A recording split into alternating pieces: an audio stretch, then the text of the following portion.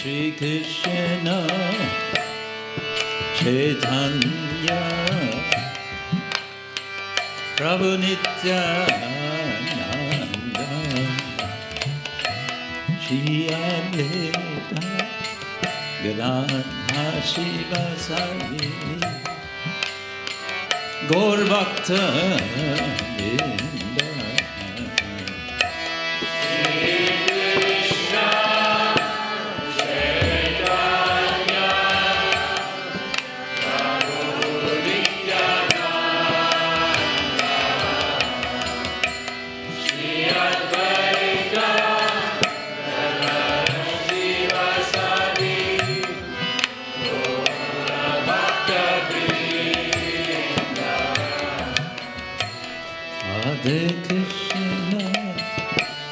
Hare Krishna, Krishna Krishna, Hare Hare,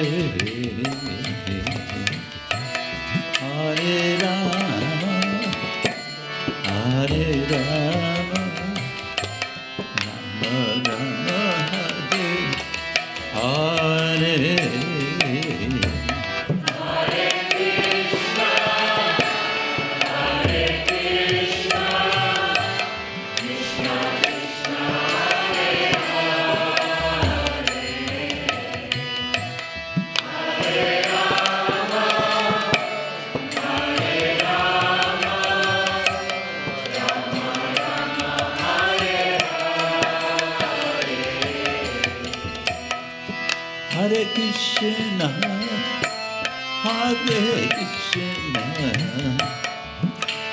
Krishna Krishna, Hare Hare, Hare Rama, Hare Rama, Rama Rama, Hare Hare, Hare Krishna. Hare Ram, Ram Ram,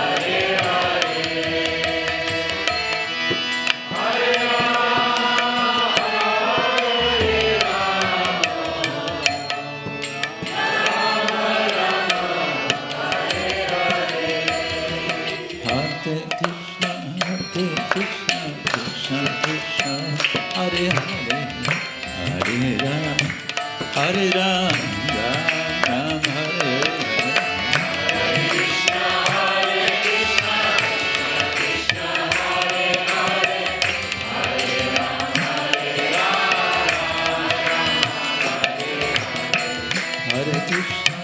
Hare Krishna, Krishna Krishna, Hare Hare, Hare Ram, Ram Ram, Hare Hare. Hare Hare, Hare Rama, Hare Rama, Rama Rama, Hare Hare. Krishna, Krishna, Krishna, Hare Hare, Hare Rama, Hare Hare. Hare Krishna, Krishna Krishna, Hare Hare, Hare Rama, Hare Rama, Rama Rama, Hare Hare. Hare Krishna, Krishna Krishna, Hare Hare, Hare Rama, Rama Rama, Hare Hare. Hari Bol, Hari Bol, Hari Bol,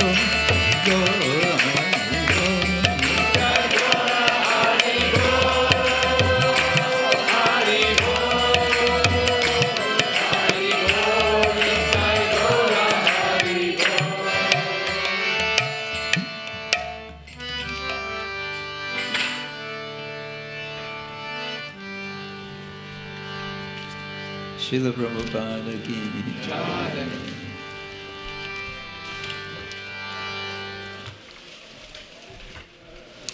Hare Krishna, welcome everyone. So nice to see you all. Oh. Oh.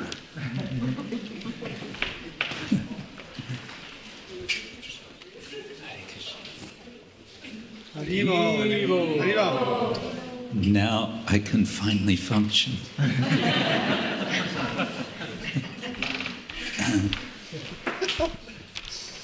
Thank you. Thank you all for coming. Let's see, who was here last year when we had this sessions? Oh, not so many of you.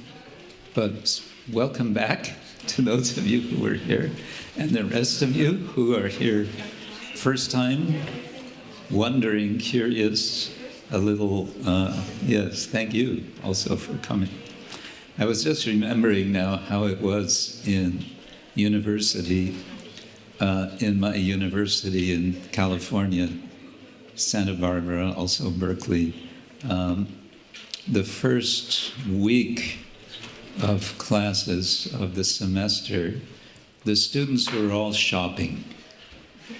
That meant they would go to a lecture to sort of check out the professor, and if they liked, they would stay for the rest of the semester, and if not, they would go to another class. Or yeah, and so for a week the students were all shopping, so you never knew where everyone was going to end up. So I know some of you are shopping. That's okay. Welcome to you all. Now, oh, there's still some coming in. So I think it will be appropriate to begin with an icebreaker. You all know what an icebreaker is? No.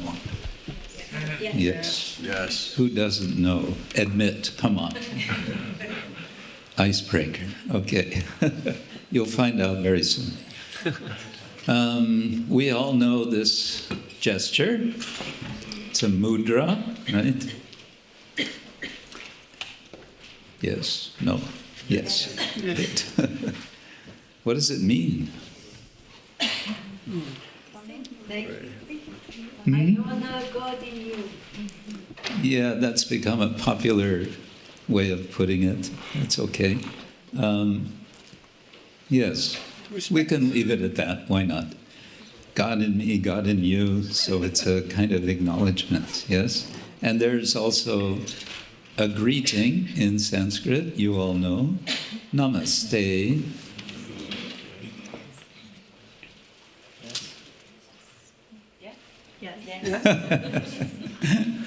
Namaste. Namaste. So now what I'd like you all to do is stand up. And now, very quickly, we'll just, all of us, go around the room, and to each and every one else in the room, we will come and say with eye-to-eye contact, Namaste. Okay? Okay. Hare Krishna. Namaste. Namaste. Namaste. Namaste.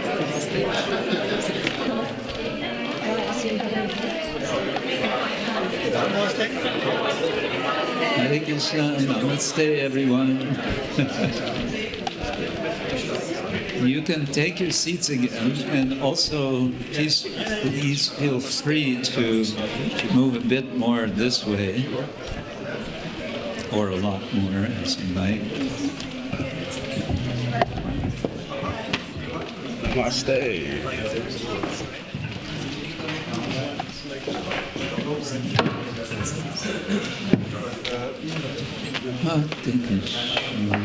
Actually, Simon, no, not that, but would you be able to project from the internet a verse from Bhagavad Gita? Yes, but which verse? 250. 50. Chapter 2, verse 50. Yeah. Okay. So, good. we are, as I explained yesterday evening, we're calling this,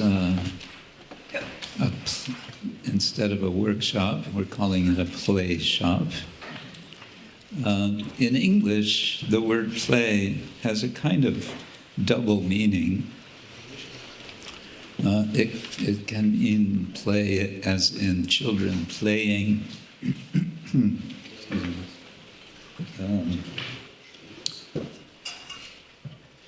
We were all children, weren't we, at some time in our lives? And we all played, right? We'll kind of explore that in a few minutes, I think.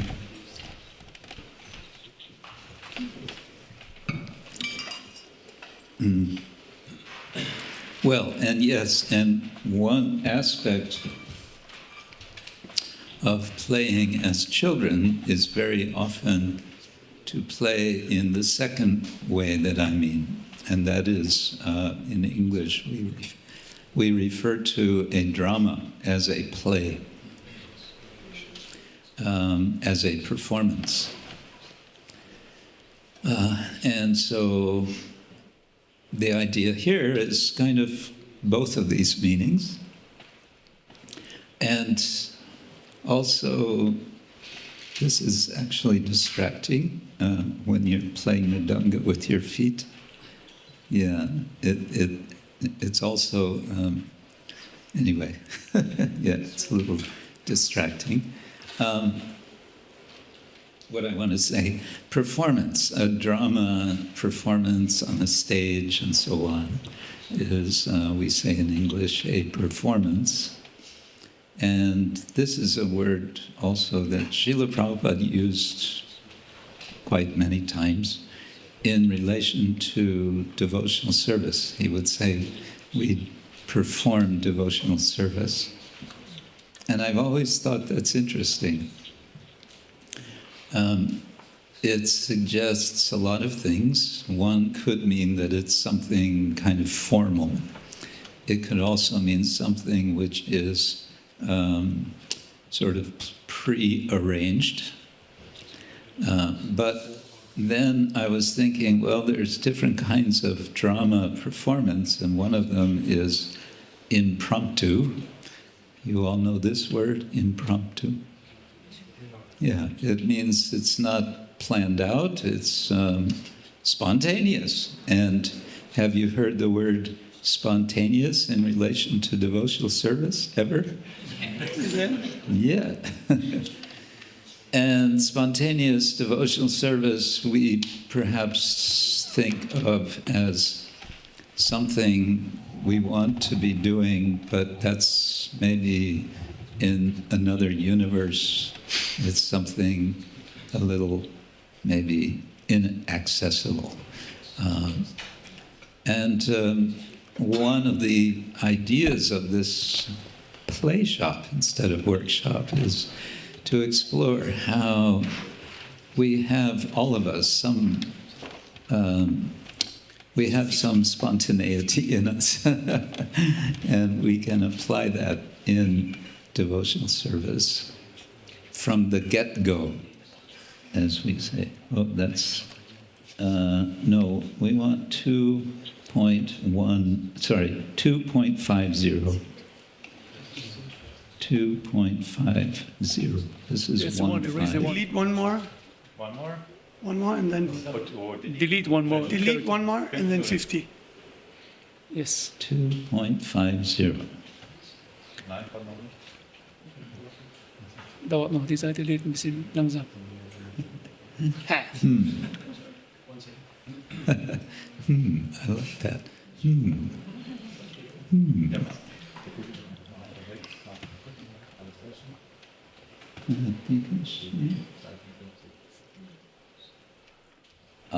Technology. We love you, technology. Please cooperate.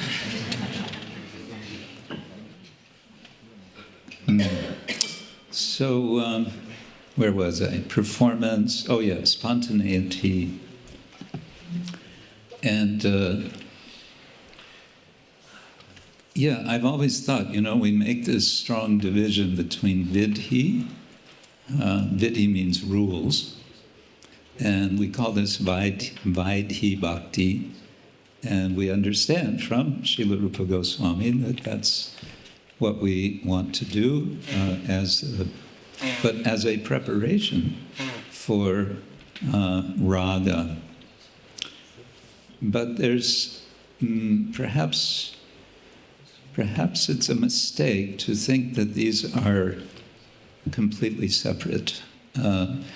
We all have some potential within us. Srila Prabhupada emphasized this potential for devotional service. This became a kind of theological controversy. We won't go there. But we understand we're all part of Krishna. Krishna, bhakti, devotion is in Krishna, in his Vladini Shakti in particular, and we are all part and parcel of the Lord. And as such, we also have the seed of bhakti, and that means we have the seed of spontaneous devotion. And what's interesting, I think, is to see how it comes out in devotees. And how that comes out is what makes our life with devotees sweet. And it's one of, maybe an essential reason why we want to be with devotees and why we want sadhu sangha. Okay, do we have it there? There we have it. There we go. Yeah, good. Buddhi-yukto jahātīha ubhe sukṛta-duṣkṛte tasmād yogāya yujyasva yoga karmasu kauśalam. Since we have it here, let's chant line by line. Buddhi-yukto jahātīha buddhi-yukto jahātīha ubhe sukṛta-duṣkṛte ubhe sukṛta-duṣkṛte tasmād yogāya yujyasva tasmād yogāya yujyasva yoga karmasu kauśalam. yoga karmasu kauśalam. So we have the translation. Yes. A man engaged. Woo.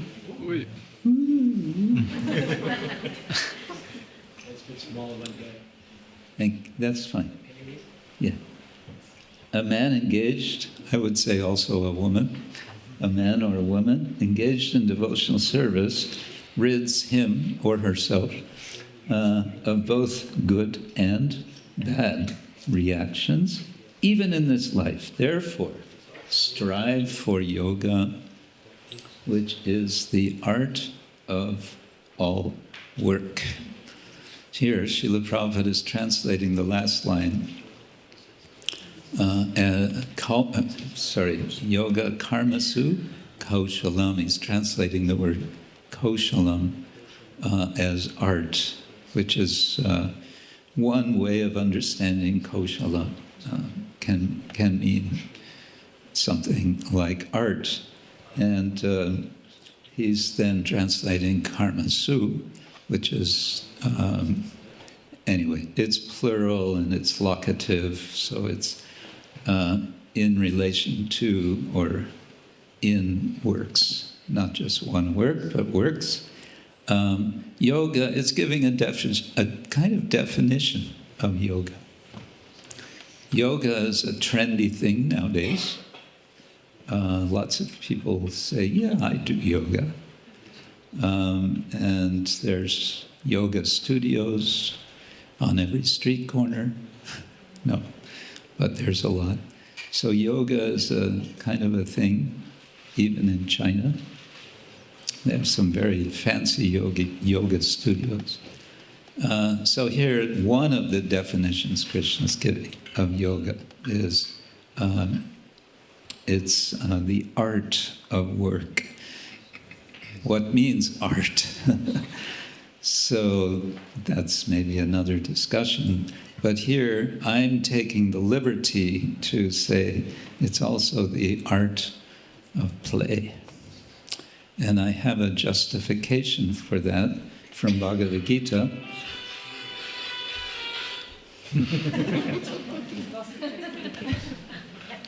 Just as it was getting a little boring.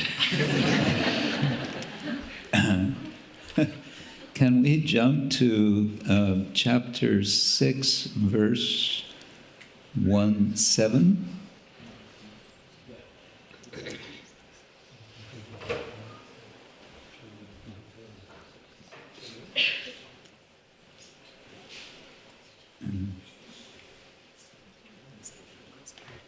Oh, that's good. Okay.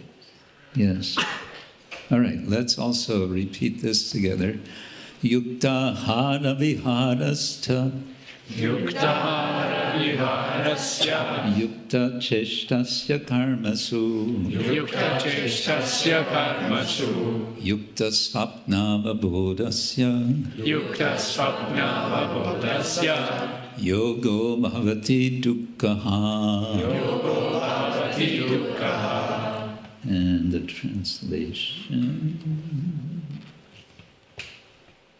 He who is regulated in his habits of eating, sleeping, recreation, and work can mitigate all material pains by practicing the yoga system. The key word for us here, we won't go to the purport now. You can go back to the Sanskrit. Yeah, yukta ahara and yukta vihara. Vihara can mean, I looked it up in the Sanskrit dictionary this morning, it can mean walking for pleasure or amusement. And this reminds me that Srila Prabhupada sometimes referred to Ratha Yatra as taking the Lord for a stroll. A stroll means walking, but in a relaxed way for pleasure or amusement. So just yesterday in London, the day before in Munich, I don't know where else, Ratha Yatra, Jagannath Ratha Yatra goes on.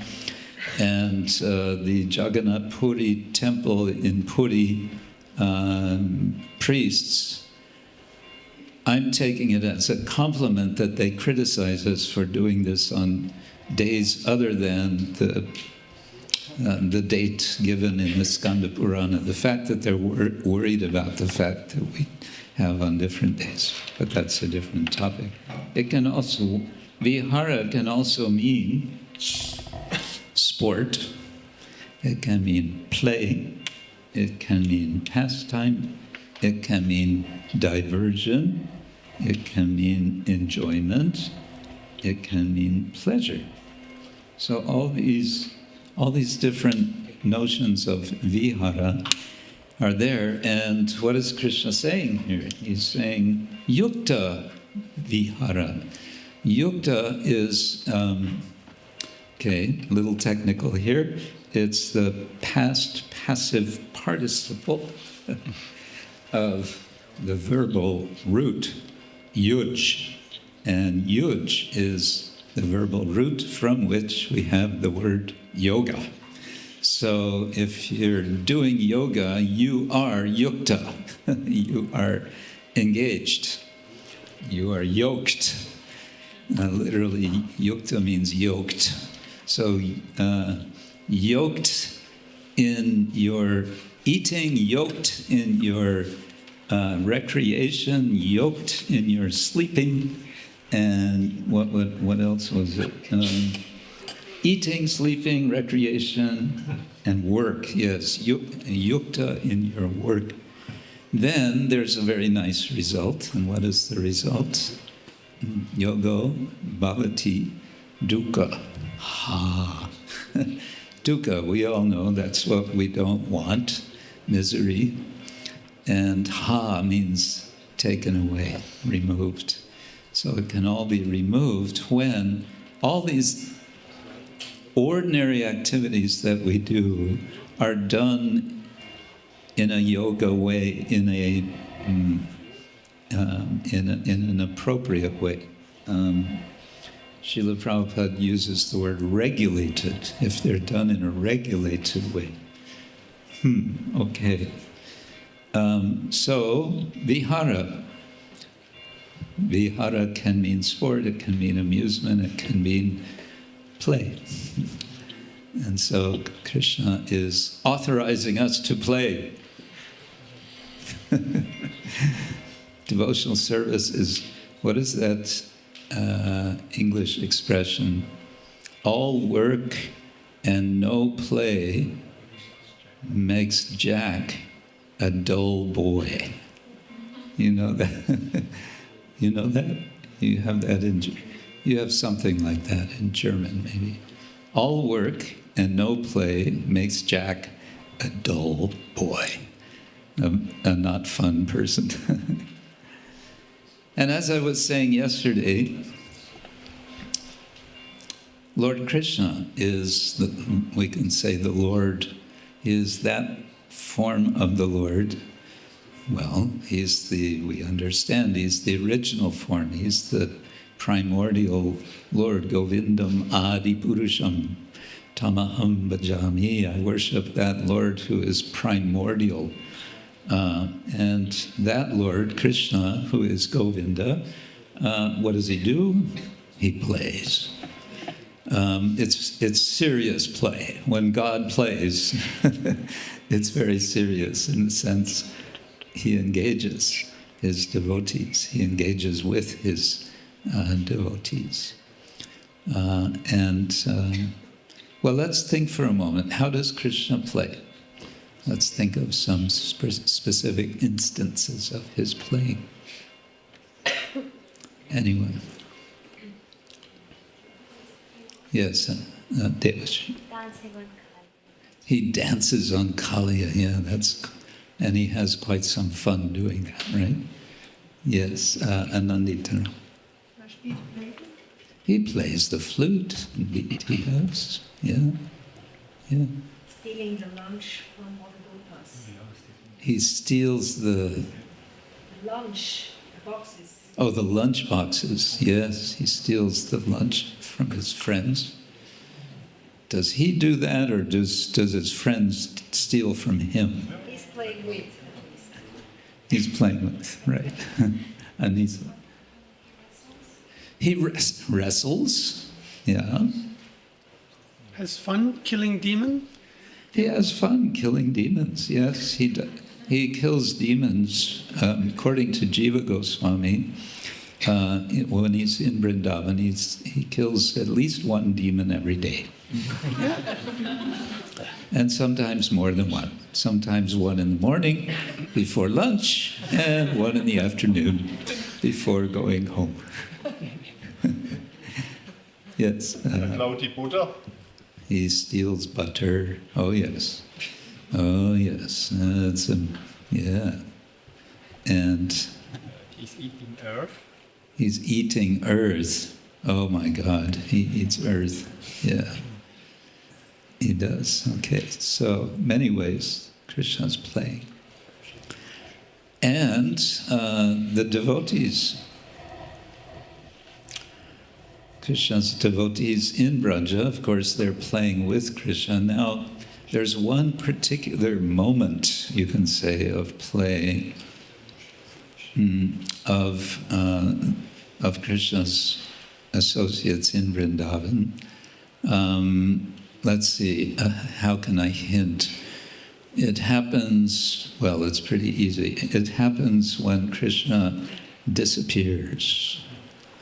When he's been playing his flute. Did I say fruit? I meant flute.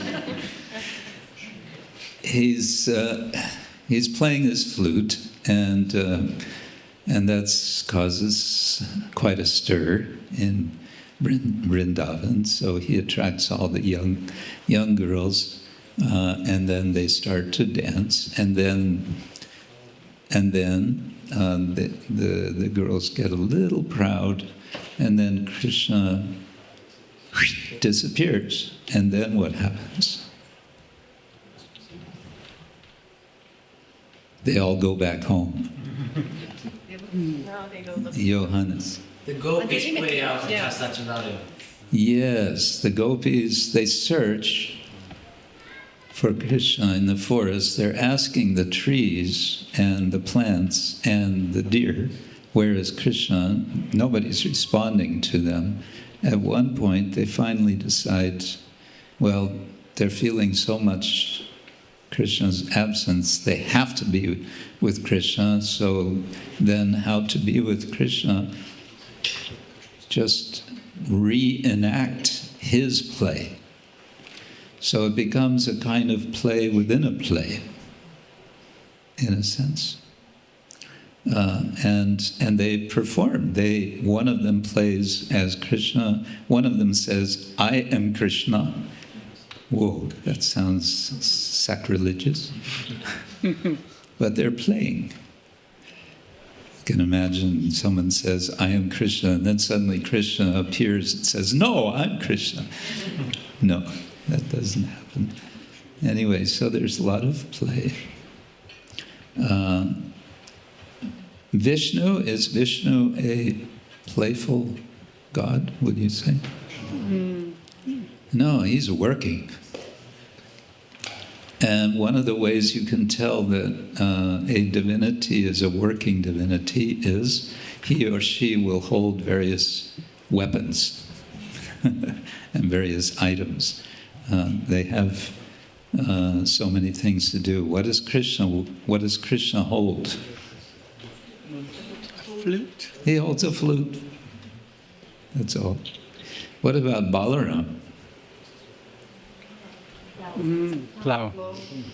Balaram has a plow. It sounds like he's working. Is he a farmer? Yes, Balaram is the original farmer. He's the primordial farmer. Krishna is the primordial cowherd, and Balaram is the primordial farmer.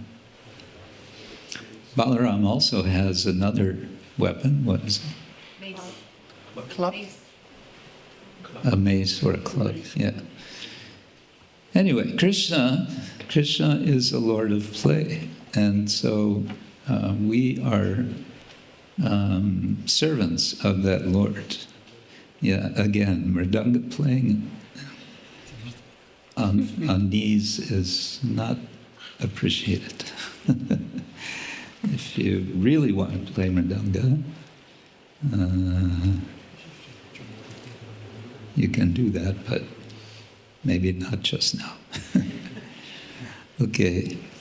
Now let's think about this, and what I'd like you to do now is in twos or threes, or whoever's sitting next to you.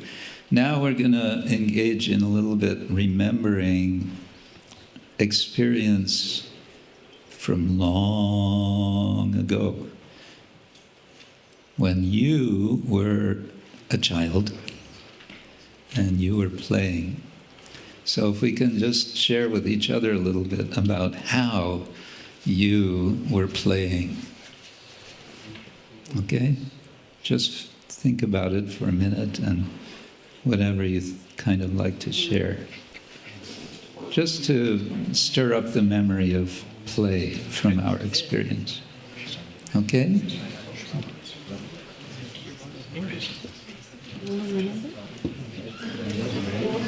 You remember? Gaur Premanande. Officially that they are speak to him. Even though it's fun. And there's an old person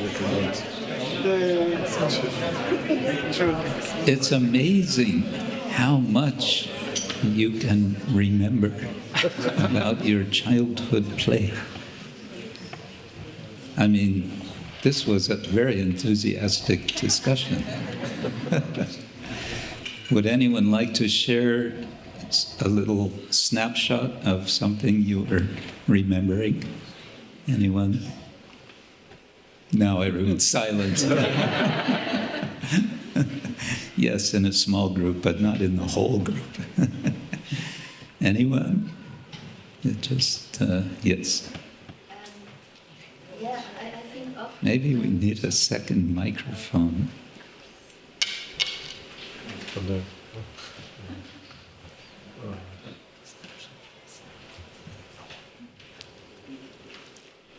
I think. Yeah, now. Okay. I think often when children are lost in play, they can get themselves really deep into trouble, and without even noticing it until the adults come and take them out of their play and tell them what they have done. So. For example, I was once playing with my younger brother, and we had in front of our house a really beautiful place. It was made artfully with stones, and it was a rented house. It was not ours, and me and my brother, we were working all afternoon and putting out half of the stones and throwing down the wall. We were so proud because we collected such a big pile of stones, and we were such good workers, such hard workers, and then the parents came home and they were so upset because it was so expensive. And you thought you were doing something good. Yeah. Something amazing good, actually. Something really good. That's interesting. Yeah. Anyone else? Yes, Rajavati. Oh. Rajavati.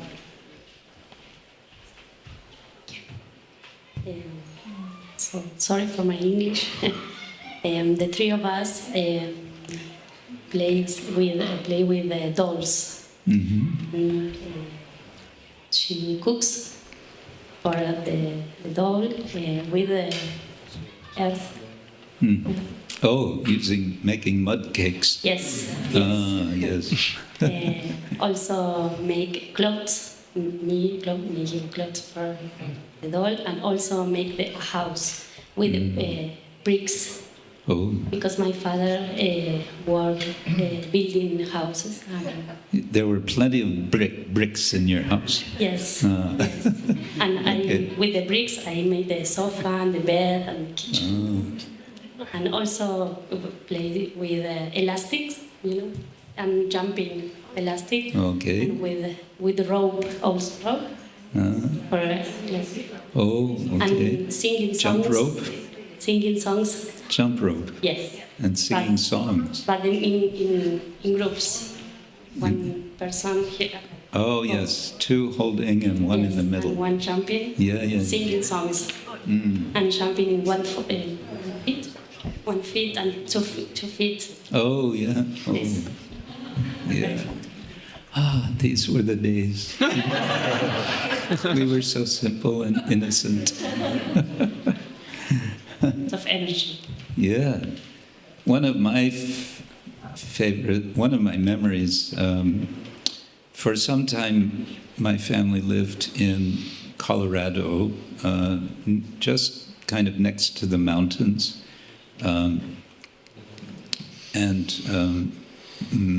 The weather was quite unpredictable, and sometimes there would be suddenly very heavy snow. And then when that happened, suddenly there would be a meter of snow. And then school would be canceled for that day because the teachers couldn't get to school. We could have gone to school, but the teachers couldn't get there, so no problem. So then we would go sledding. We had these sleds that you lie on your stomach and you go like this. And there was a nice hill. And we just spend the day down the hill, up, downhill. That was so much fun. No school. Yes, Manish. Well, we both think, oh.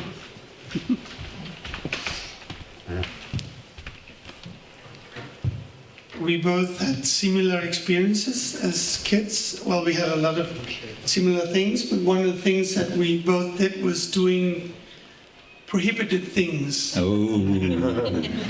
Like stealing fruits from the neighbors, or stones in the middle of the night, and these kind of things, breaking the rules, and that was very exciting. That was especially ecstatic. Did you ever get caught? No, you didn't. No. We were very good at what we were doing. Yes, Amarachan. Also ich kann mich erinnern, als Kind, wir haben in einer Hochhaussiedlung gewohnt in Mannheim und wir haben es auch gut ausgekannt. Und die Polizei ist immer unten auf den Straßen gefahren und wir haben die Polizisten mit Luftballons, mit Wasser gefüllt und mit Eier geworfen. Oh! Und die Polizisten haben immer gesagt, kommt runter, und wir haben geschrien, kommt doch hoch. Aber die haben uns nie gekriegt, weil wir uns halt gut ausgekannt haben. Ja, und dann haben wir noch, erinnere ich mich noch, wir sind in ein Geschäft gegangen und haben Stinkbomben. Das sind kleine Glasampullen, haben wir fallen lassen. These kids making trouble. Und wenn man die zertreten hat, hat es da richtig gestunken. Da sind wir abgehauen und der Chef und die Leute hinterher, aber die haben uns auch nie gekriegt. Not at all innocent. I was just talking about innocent, and now we hear about all the rascal things you were doing. For the English, for the non-German speakers, he's talking about throwing water balloons and eggs from their apartment window down on police cars. Hare Krishna. All right. Any more innocent play? For the guy Don't ask the fixing boys his that. car and hiding behind. Yeah, the boys always do trouble things. Ask the other side of the room. So I remember I was organizing festivals, actually, as Already as a child. and it contained like singing, then dancing, then quizzes, then dramas. Wow. Like at least 15 or more like items of the festival for Amazing. 3-4 hours, something like that. And we'll sell tickets also. Oh. So we were earning some money also Oh. that way as children. How old were you then?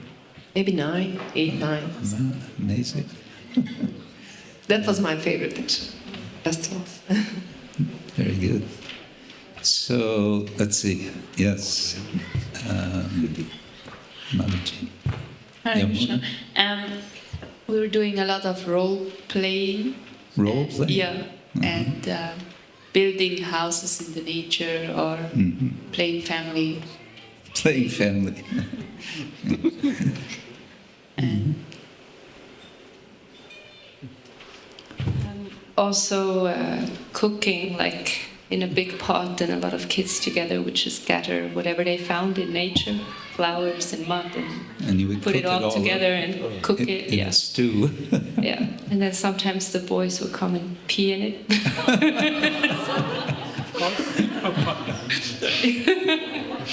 The boys always make trouble, right? Yeah. So, okay, back here. Now it's all coming. Although we're both from different countries, we found that there were similar things we did.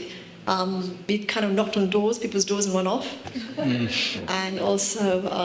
Knock on doors and run off. yeah. And then So the girls were also mischievous, huh? Yeah, finally. And also, Mataji was, they had the, in those days we had the telephone directory. So they just pick a number and just dial and say hello and put the phone down. That was one of them, yeah. That's the fun ones we kind of agreed on. What fun, huh? Lokapani und I remember that we liked to run a lot, so we would play games with running, like someone was chasing someone, and we could do it the whole day. So that's quite fascinating, concerning that today I couldn't probably run for 5 minutes. So that was quite amazing. And I remember that I always liked hearing stories from anyone. And then I was also quite naive, and I was just go and follow the people who would tell stories. I wouldn't come home the whole day. I would have lunch at other people's houses. And then my parents and grandparents forbade me to get out of the yard because of my tendency to just run. I mean, I didn't do it like in a naughty way, but I just liked people and their stories, and I just ran off with them. Oh, very nice. So nice to hear. Yeah. Interesting activity, isn't it, to kind of go back to our childhood and remember some things that we did and to share that. What does that have to do with devotional service, you will ask? Nothing. No.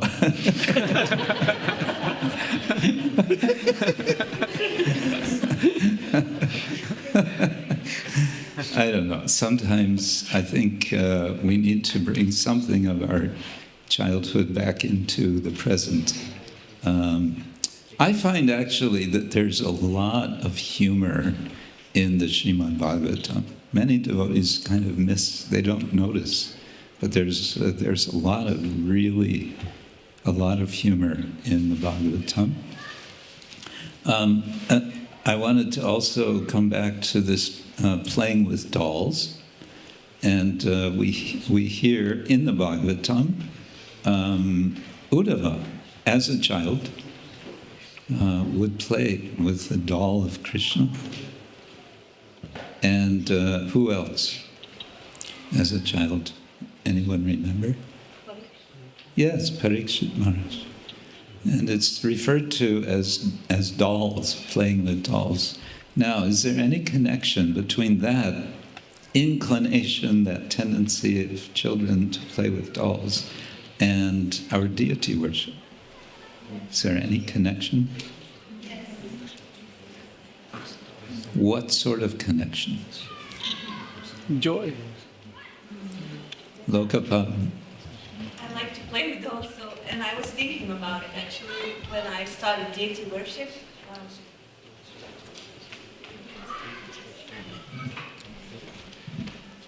I mean, I really thought about it, like when we started after the second initiation to get introduced into deity worship, how, I mean, it's like the kids, they make the dolls alive. Everything is real, like, and then they say it's your imagination, but in a way, when I'm not saying that we are imagining things when we are doing deity worship, but we approach the deity as the real person, because he can eat and he speaks and he walks and everything else. I mean, of course, we don't play with him like we did with the dolls. We're not the controllers, but in that sense, like persons, in that sense, that's connection. And it's quite interesting, like, why do kids do that? Like, yeah.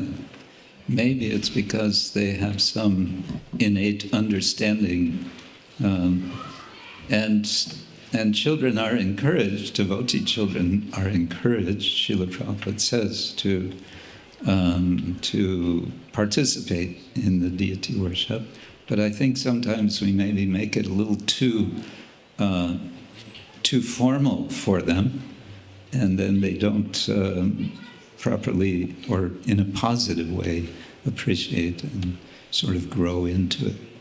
Anyway, another related aspect of play is imitation. Cooking, right? You're imitating your mother cooking and so on. And imitation is, there's a huge discussion in aesthetics that goes back in the West more than 2,000 years about what is art, right? And much of this discussion is on the idea of what is called in Greek language mimesis. And mimesis means, I don't know if I'm pronouncing it right, mimesis means imitation. Imitation of nature, imitation of others. And so what do we do when we make art? What do we do when we perform? What do we do when we play? We imitate. That's the tendency. And so the gopis, what are they doing when they are playing when Krishna is absent? They're imitating Krishna. And a significant aspect of the process of practicing bhakti is imitating what other devotees do.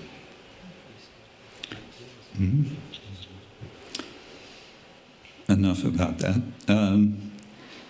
I want to now jump a little bit. I'm going to be sometimes jumping from one aspect to another of our theme, to Sanskrit poetry, and specifically to the story, which some of you may have already heard, of how Sanskrit poetry originates according to the Valmiki Ramayana. Do you want to hear this? It's actually a kind of sad story. One day, Valmiki, wandering in a forest, you can try to picture the scene. Valmiki is a sage, he's a sadhu, and he's practicing yoga, and he's wandering in the forest. One day, Valmiki, wandering in a forest, saw a pair of curlews mating. Curlew is a type of bird. I'm not sure if it's a water bird, but anyway. While Valmiki was looking on, a hunter killed the male bird. Seeing it lying on the ground and oozing blood, its mate cried piteously. Observing the dead bird shot by the hunter, Valmiki lamented. Thereafter, since he understood about lamentation, that Brahmana considered the hunter immoral. And hearing the cries of the female curlew, he spoke as follows. Ma nishada pratishtang tvang agama shashvati samaha yat kroncha mitanadekam avadhi kam mohitam. Hunter, may you never find peace of mind for many years, because due to the intercourse of two curlews you killed one, which was bewildered by lust.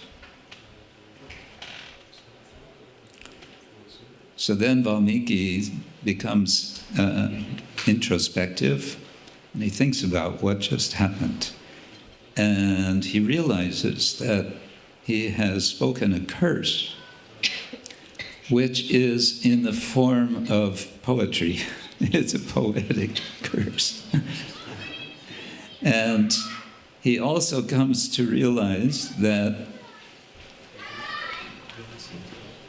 they're playing. He says, speaking to his students, his disciples, it must be that I, pained by sorrow, and the Sanskrit word for sorrow is shoka.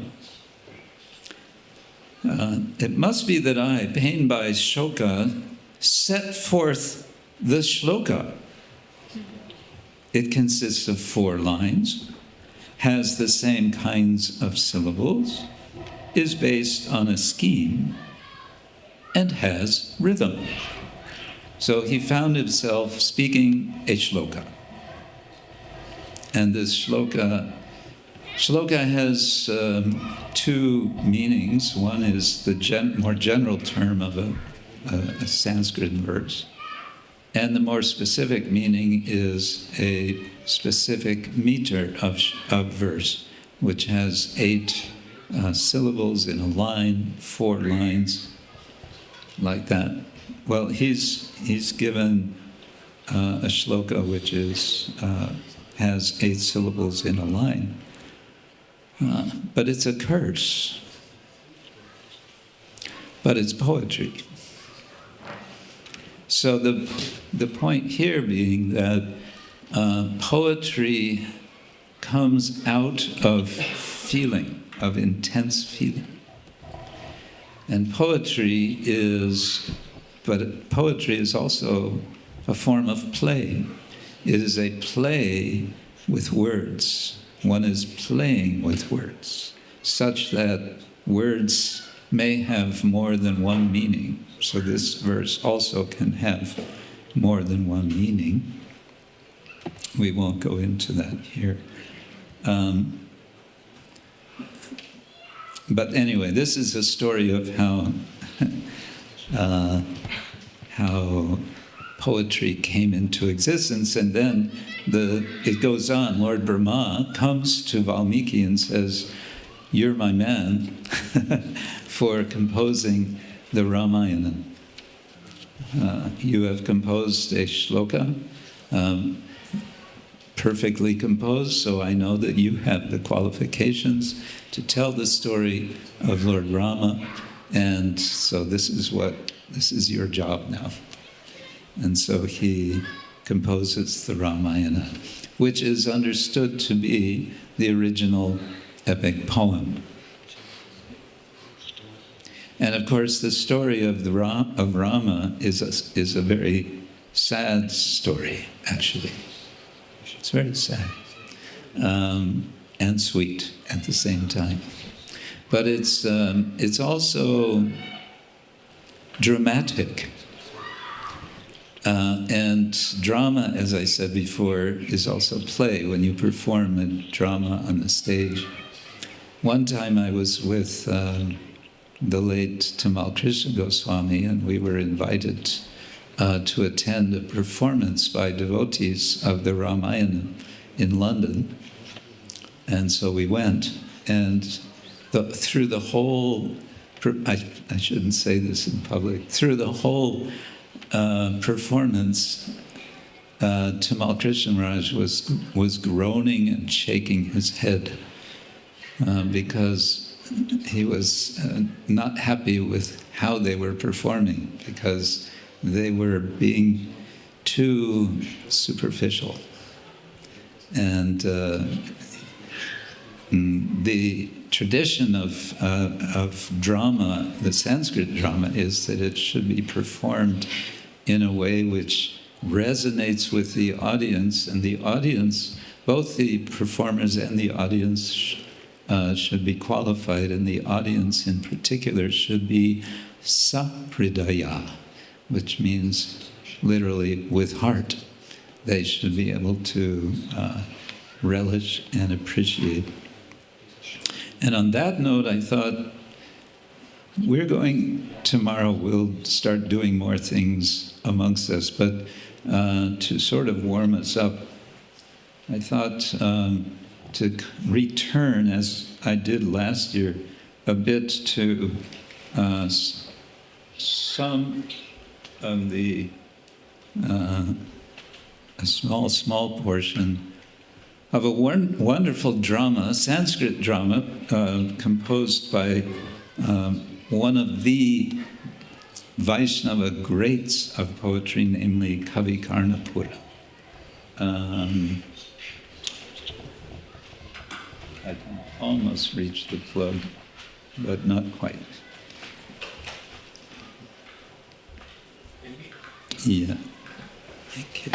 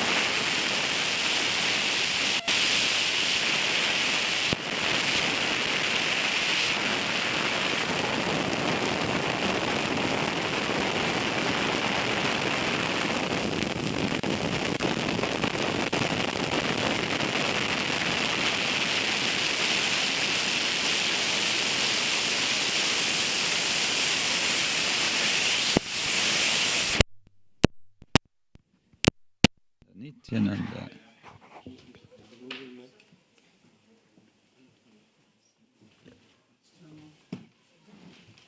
Nityananda.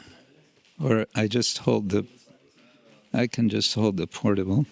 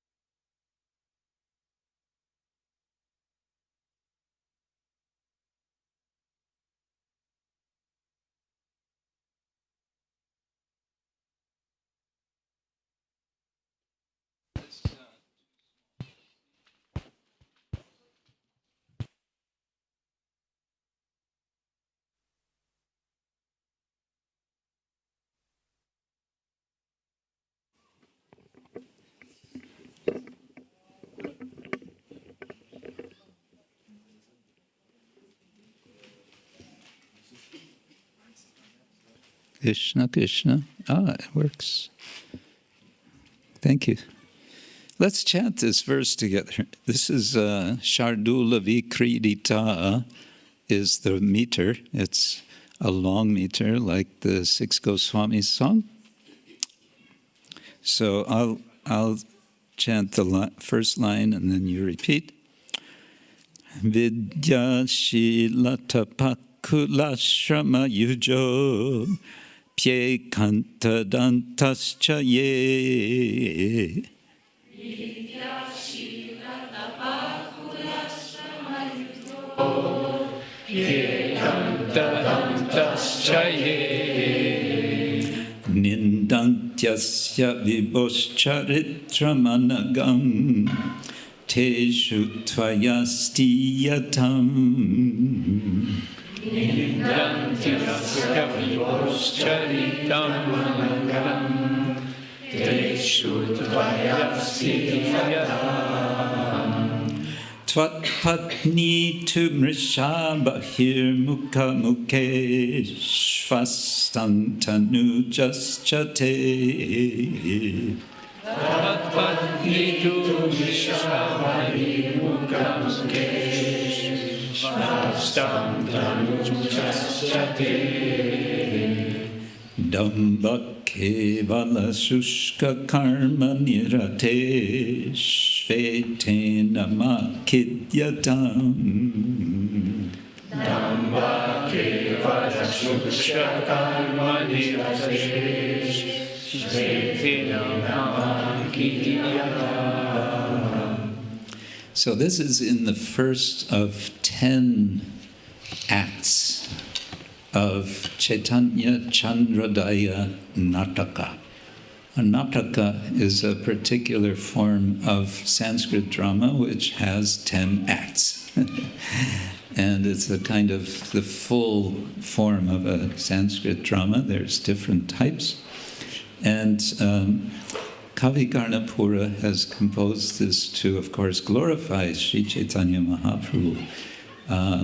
And he does this, especially one of his, I think, important techniques. Go, Ranga.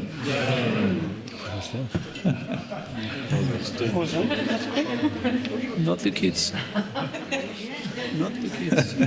In case anyone was sleeping. You can stop. Do they have a request? Do they have a request? So, one of his techniques is to use allegory, to use allegorical characters, that is, personifications of principles, of, you could say, abstract principles. So, in this first act, it's a conversation between adharma, irreligion, and Kali.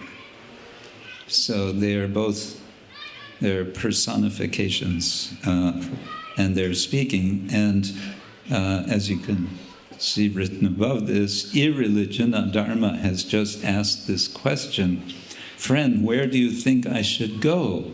because they've been discussing the situation that Chaitanya Mahaprabhu has appeared. And he's, counteracting adharma in very, very effectively. And Kali seems to be accepting that as the situation, and adharma seems concerned about this. So adharma has asked this question, where should I go? And Kali answers, you can stay among they who blaspheme the spotless character of Lord Chaitanya, who has learning, morality, austerity, exalted lineage, and the highest ashrama. Your wife, namely lies, can stay among the atheists, and your son, deception, can stay among the dry impersonalists and the materialists. Don't be unhappy. There's plenty of place for you in religion. So like that, this discussion is going on. Lord Chaitanya has come, and now what is adharma supposed to do? Maharaj, this who has learning, morality, etc., is that referring to Lord Chaitanya? Yes, that's Lord Chaitanya. Okay. Lord Chaitanya has all these qualifications, and so go to that among those who blaspheme the spotless character of Lord Chaitanya, whose spotless character he's describing. He has all of these features. Understand. Okay. What I mainly wanted, maybe take one more example here. First have to check. 216, page 80. Okay. Yeah, the beginning of Act 2. Okay, Viraga now speaks. This is the beginning of Act 2, and Viraga, detachment, is speaking, or renunciation that's described here. We can chant this.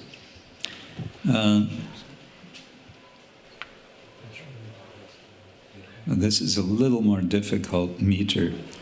Na socham, na satyam, na cha samadamo, na piniyamo. Na socham, na satyam, na cha samadamo, na piniyamo. That's a good. Na shantir, na shanti, shiva shiva na maitri, na chadaya.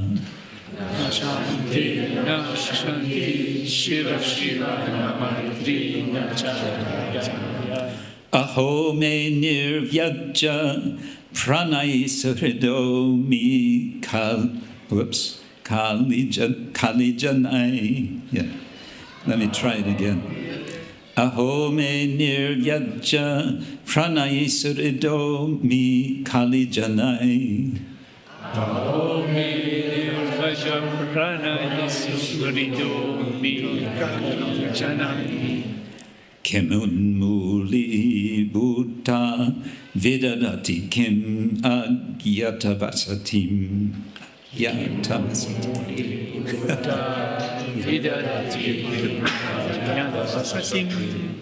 Something like that. Very good.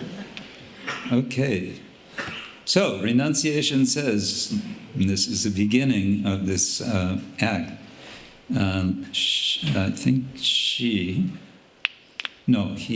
renunciation says, he's looking all around the world. The world is full of materialists. Alas, alas, there is no cleanliness, no truth, no control of mind or senses, no self-restraint, no peacefulness, no tolerance, no friendship, and no mercy.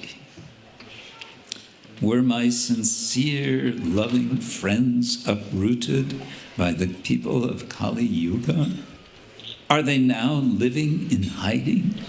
So this is the initial question coming in the beginning of the act. In drama, there has to be some sort of problem for there to be anything to happen. You can't just have shanti, shanti, shanti, shanti, shanti. That's not very interesting. I mean, it's a good thing, but too much shanti on the stage will end up being boring and everyone will go home. So something has to happen. And so renunciation is setting forth what is the problem. The problem is there's nobody with cleanliness, truth, self-control, or whatever. So what he's going to be doing is searching for someone qualified, someone who has good qualifications. So I was just thinking, this morning we heard from Keshava Maharaj about the first part of the Brihad Bhagavatamrita, how Narada is searching for that devotee who has received the most mercy, and it's a climb. It's kind of a ladder going from I don't want to say the least mercy receiving, but that's kind of the Brahman, right? He's received mercy, but he says himself, hardly. Compared to, and then it's the king, and then it's Indra, and so on. This chapter is kind of the opposite of that. He's going to, renunciation is going to wander around finding everyone disqualified. Everyone. Hanta katam agyatavasas tesham sambhavaniya tata vidas talavirahat. So this is in prose. This is not with poetry, and Sanskrit drama will be like this. There will be a verse, and then there will be some prose, and then there will be again verse. And sometimes there will also be some lines spoken not in Sanskrit, but in Prakrit.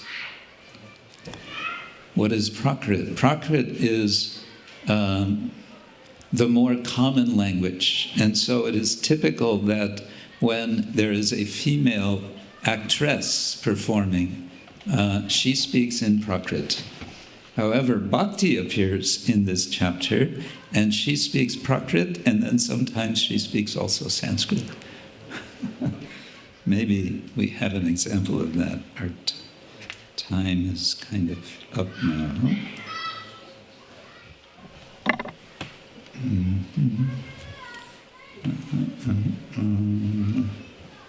2:16. Oh, 2:36. Okay. Oops.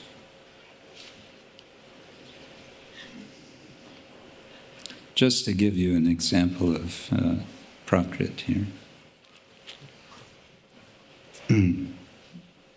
Okay, this is Bhakti speaking. I'm probably not pronouncing this at all correctly, but anyway.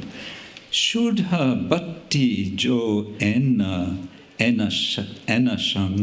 avahara ena kalimala malana arena a chandalam chandalanganidja duvasana vahasa vasa nasena sangapangao madisiyo bhatti deiyo sange kadu a bha avada adaro kido bhattavesena. So that was one, and there are many different prakrits. This is one of them. What does it mean? I didn't ask you to chant along because it's not a verse, it's prose. Accompanied by his associates, such as myself and by pure devotional service, which removes all sins, purifies the contaminations of Kali, and destroys the strong material desires in the hearts of all, down to even the outcasts, the Supreme Lord has now appeared in the role of a devotee. So this is a kind of announcement by Bhakti, because renunciation has been expressing his concern. What is happening in the world? Everything is going, we say in English, to the dogs. And what's to be done? And so then Bhakti appears and she explains, well, Lord Chaitanya has appeared, the Supreme Lord. So the good news is there. And then the drama unfolds in that way. So I wanted, just at this point, to a little bit, we say, prime the pump. You know, in India, they have these hand pumps. If you don't use the pump for some time, you need to prime it. And that means you need to, somewhere else, get some water in a bucket and pour it through the top of the pump. And then it'll start. Then you can pump water. So to prime the pump of our thinking, what I want to propose is that we think about what we might present in an allegorical way. And the starting point for this allegory, and then you may want to choose other allegorical characters, is the earth. And the earth, generally we understand, is female. And the time, so we want, you know, a place and a time, a circumstance. And then we want to develop something, some talk within that. And the time is the year 2025. It's today. And the earth wants to speak.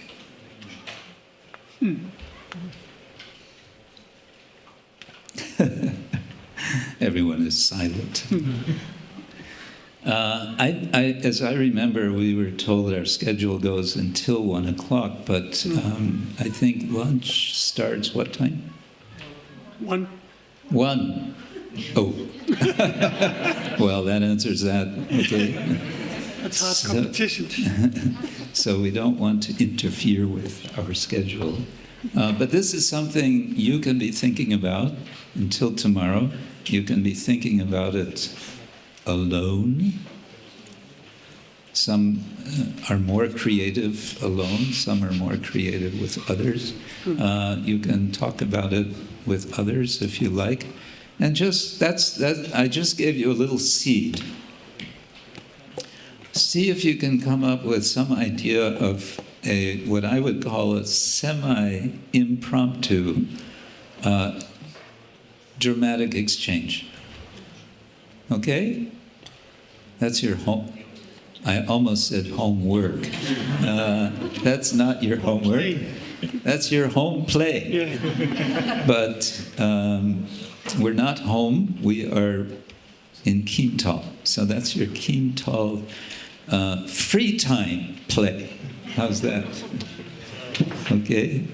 So I hope to see you again tomorrow. Thank you all so much. Srila Prabhupada ki jai. Gaur Premanande. Hare Krishna.